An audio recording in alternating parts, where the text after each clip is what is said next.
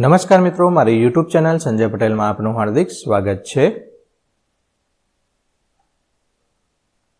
મિત્રો, આજે આપણે ધોરણ 5 વિષય છે પર્યાવરણ આસપાસ, તેનો પાઠ 13, પાઠનું નામ છે પહાડી રહેઠાણ। તેની સ્વઅધ્યયન પોથી જે ચાલુ વર્ષે નવી આવેલી છે તેનું સંપૂર્ણ સોલ્યુશન આજે આપણે આ વિડીયોની અંદર જોવાના છીએ। પરંતુ તે પહેલાં જે મિત્રો અમારી ચેનલમાં નવા છે, જેમણે હજુ સુધી અમારી ચેનલને સબસ્ક્રાઇબ નથી કરી, તે અમારી ચેનલ જરૂર સબસ્ક્રાઇબ કરે, વિડીયો લાઇક કરે, શેર કરે અને બેલ નોટિફિકેશન આઇકોન ઓન કરે, જેથી અમારા દરેક નવા વિડીયોની નોટિફિકેશન તમારા મોબાઈલની સ્ક્રીન પર મળી શકે।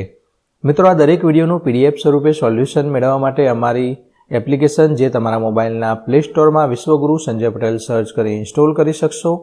તદ્દન ફ્રી એપ છે, કોઈપણ પ્રકારનો ચાર્જ આપની પાસેથી લેવામાં આવતો નથી। સ્વઅધ્યયન પોથી પર ક્લિક કરવાની છે, ત્યારબાદ ધોરણ 5 પસંદ કરી વિષય પર્યાવરણ પર ક્લિક કરતા વિડીયોના ઓપ્શન પરથી તમે વિડીયો જોઈ શકશો અને પીડીએફના ઓપ્શન પરથી તમે PDF સ્વરૂપે સોલ્યુશન મેળવી શકશો। ખૂબ જ સારી એપ છે, એકવાર જરૂર ડાઉનલોડ કરીને જોજો। સૌપ્રથમ છે પ્રશ્ન 1, સાચો વિકલ્પનો ક્રમ બાજુના ચોરસ ખાનામાં લખવાનો છે। તેમાંનું પહેલું છે ગૌરવ જાનીની માતૃભાષા કઈ હશે? Option D Marathi. મનાલી કયા રાજ્યમાં આવેલું છે? Option B Himachal Pradesh. C છે ચાંગથાંગ દરિયાની સપાટીથી આશરે કેટલા મીટરની ઊંચાઈ પર હતું? Option C 5000 metre. ચોથું છે નીચેનામાંથી ઊંચા પર્વતો પર રહેતી જાતિ કઈ છે? Option D Changpa. પાંચમું છે નીચેનામાંથી કયું દુનિયાનું પ્રસિદ્ધ ઊન છે? તો પશ્ચિમીના। છઠ્ઠું છે નામગ્યાલમાં તંબુના ઘર કયા નામે ઓળખાય છે? Option C Rebo. અને સાતમું છે ઉનાળામાં ઊંચી જગ્યાએ કયા લોકો ઘેટા ચરાવવા માટે જાય છે? Option D Changpa. પ્રશ્ન 2 છે તમારે 2-3 દિવસ માટે પ્રવાસ જવાનું છે। આ પ્રવાસ માટે તમે કયો સામાન સાથે લઈ જશો તેની યાદી બનાવવાની છે। તો જ્યારે પણ કોઈ પણ પ્રવાસમાં જાઓ ત્યારે આ બધી વસ્તુ લેવી જ પડે, બાકી તમારી જરૂરિયાત મુજબ લેવાનું હોય છે। તો તેમાં કપડાં, દવા, બેટરી, પાથરણા, ચાદર, સૂકો નાસ્તો, સાબુ, કોપરેલ, કાંસકો, બ્રશ વગેરે વસ્તુઓ સાથે લેવાય। પ્રશ્ન 3, નીચે જુદા જુદા વિસ્તારોના ઘરના ચિત્રો આપેલા છે। તે ઘર બનાવવા માટે વપરાતી સામગ્રીના નામ તેની ફરતેના લંબચોરસમાં લખવાના છે।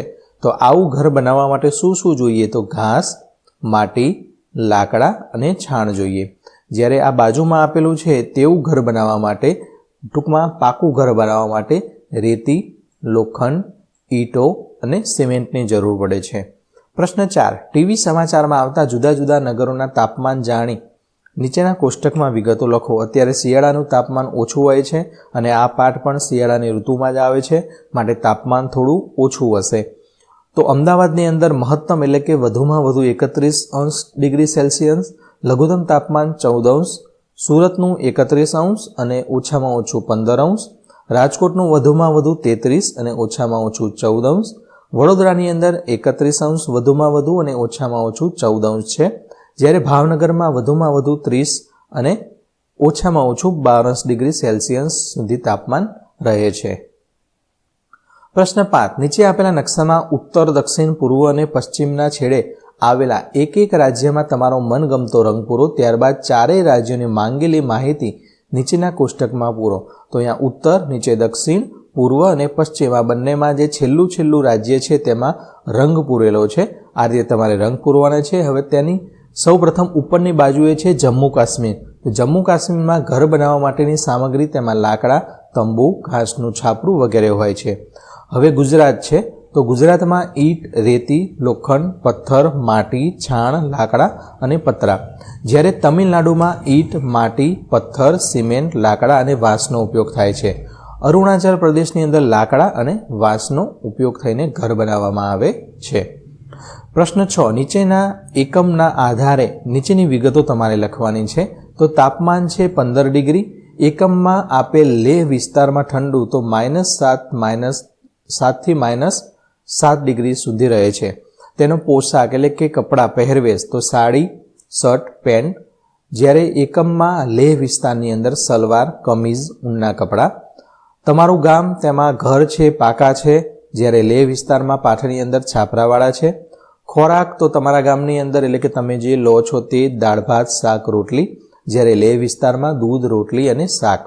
પશુપાલન તો ગાય અને ભેંસ રાખીએ છીએ, જ્યારે લેહ વિસ્તારમાં ઘેટું બકરા અને યાક રાખવામાં આવે છે. પ્રશ્ન 7. કૌંસમાં શબ્દો પસંદ કરી ચિત્રોમાં આપેલા ઘર તે કયા નામે ઓળખવામાં આવે છે તે લખો. અહીં કૌંસની અંદર ઝૂંપડું આપેલું છે, તો આ છે તે ઝૂંપડું અહીંયા લખી દેવાનું છે.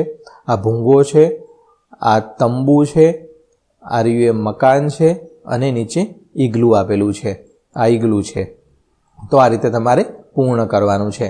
આશા રાખું કે બાળમિત્રો તમને આ સ્વાધ્યાયન પોથીનો વિડીયો સંપૂર્ણપણે સમજાઈ ગયો હશે. આ દરેક વિડીયોનું PDF સ્વરૂપે સોલ્યુશન મેળવવા માટે અમારી એપ્લિકેશન વિશ્વગુરુ સંજય પટેલ તમારા મોબાઈલમાં ઇન્સ્ટોલ કરો. તદ્દન ફ્રી એપ છે. એમાં દરેક વિષય વાઇઝ દરેકની PDF અને વિડીયો તમને મળી રહેશે. ફરી મળીશું આગળના વિડીયોમાં. ત્યાં સુધી આવજો.